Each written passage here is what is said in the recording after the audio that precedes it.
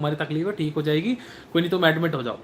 सोच कर देखो शैतान ने कैसे बुद्धियां जकड़ रखी। लेकिन एक इंसान ये नहीं सोचता कि डॉक्टर जो है वो एक शरीर को छेद देंगे, सुई पे सुई, हजारों हजारों लाखों रुपए का बिल बना सकते हैं, क्योंकि उनको पता है इस बंदे के पास पैसे नहीं है लेकिन इसकी पॉलिसी होगी, पॉलिसी वाले हमें पैसे देंगे, तो डॉक्टर बिल पे बिल बनाते हैं।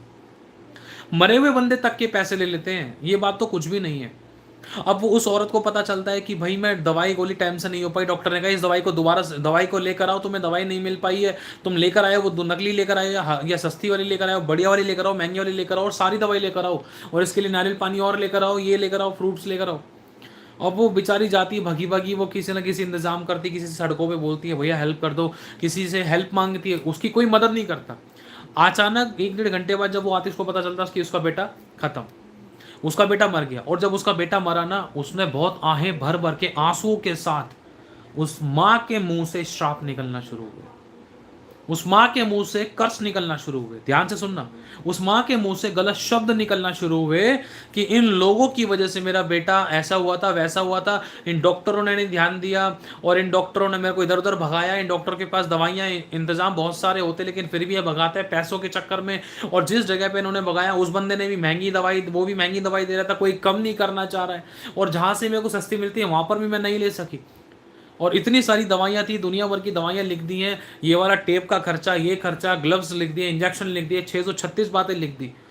अपना खर्चा पहले निकालने वाली चीज़ें, डॉक्टर की फीस अलग, दवाई की फीस अलग, नर्स की फीस अलग, बेड की फीस अलग, और कपड़ों की फीस अलग, और क्या कहते हैं दवाई लिखने वाले की फीस अलग, पर्चे की फीस अलग, टाइम डॉक्टर की टाइमिंग की फीस अलग, हर चीज़ की दुनिया भर की फीस लगा दी। वो बेचारी वो थक गई, और वो रेडियो पे गई थी जब, उसको मांगा उसने, भैया पैसे कम कर लो, भैया एक कीवी दे दो, नहीं भाई नहीं मिलेगा, नहीं लेना है तो लो, नहीं तो मत लो।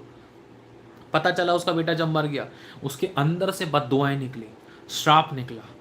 अब इसी तरीके से अगर, और एक आसान शब्दों में देख, ध्यान से समझना इस बात को, कुछ टाइम बाद है ना, फलों की रेडियो वालों के वहाँ बहुत बड़ा झुंड होता है, बहुत लंबी रेडियां लगती हैं फलों की, और पता चलता है वहाँ पर रात को किसी ने आग लगा दी।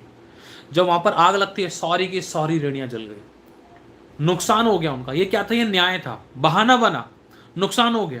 समझ पा रहे हो? और बहुतों के साथ कई बार ऐसा होता है, जो सोचते कि हमारा क्या होगा, हमसे हमसे कौन लड़ेगा, हमसे कौन छेड़ेगा, हमें कौन भिड़ेगा, हमारा कौन क्या कर सकता है।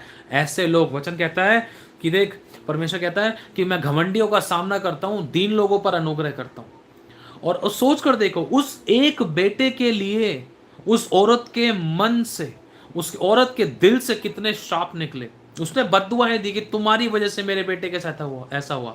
हालांकि डॉक्टर्स की और ये महंगाई की वजह से, इतनी लापरवाही की वजह से, ध्यान से सुनना, वही चीज जो इतनी सस्ती मिली उसको इतना महंगा कर दिया, क्योंकि लोग सोचते कि अरे महंगा है, जान बचानी तो बंदा कर ही लेगा। इसी तरीके से मेरे भाई और बहनों, एक छोटा सा उदाहरण देना चाह रहा हूँ। जो बड़े बड़े अथॉरिटेबल लोग हैं ना, गवर्नमेंट ऑफिसर्स में जो होते हैं, उनको नहीं पता है कि जो वो घूसखोरी करते हैं, धोखाधड़ी करते हैं, या किसी के पैसे को ऐंठते, नहीं पता कि वो कितनों की बद्दुआएं लेते हैं, कितनों के वो श्राप अपनी जिंदगी में लेते हैं। चाहे बड़े बड़े अथॉरिटेबल लोग हो गए, एमएलएज हो गए, या सीएम डीएम पीएम हो गए, उनको नहीं पता है। उनको सीरियसली बता रहा हूं, एक औरत के मुंह के शब्द से सोचो कैसे क्या हो गया। तितर बितर हो गए डॉक्टर भी, किसी का यहां ट्रांसफर, किसी का वहां ट्रांसफर, किसी को कोई तकलीफ, किसी को कोई तकलीफ, कोई इलाज नहीं, कोई कोई समाधान नहीं, भटक गए। अच्छे से अच्छे लोगों के भी दरवाजे बंद हो गए, आंसुओं में टूट और पिस गए।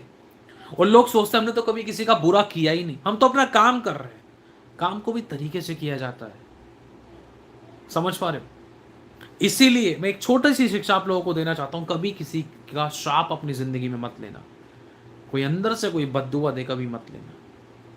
हमेशा प्रेम को प्रकट करना, क्योंकि इंसान को नहीं पता है, वो सोच रहा है कि, लिखा है ना, बाइबल कहती है कि दंड की आज्ञा मनुष्य के ऊपर फुर्ती से नहीं आती, इसलिए वो सोचता है कि मेरे को कोई नहीं देख रहा और कोई किसी का ध्यान ही नहीं है, मैं तो कुछ नहीं हो रहा है, इतने गुनाह कर लिए, कुछ तो हो नहीं रहा, चलो करते जाओ, लूटते जाओ, भरमाते जाओ, धोखा देते जाओ। लोग सोच रहे कुछ नहीं हो रहा, लेकिन उनको पता नहीं है वो अपने लिए गड्ढा खोद रहे हैं, झटके से, किस दिन झटके से। इसीलिए प्लीज सावधानी बरतें। नोटबंदी का टाइम हुआ था, सोच कर देखो, राशन को लेकर, पेट्रोल को लेकर कितने सारे लोगों के मुंह से कितने श्राप निकल रहे होंगे, कितनी गलत शब्द निकल रहे होंगे। सोच कर देखो, सबसे बड़ा धन मनुष्य का प्राण है। यदि मनुष्य अपने जगत सारे जगत को प्राप्त कर ले परंतु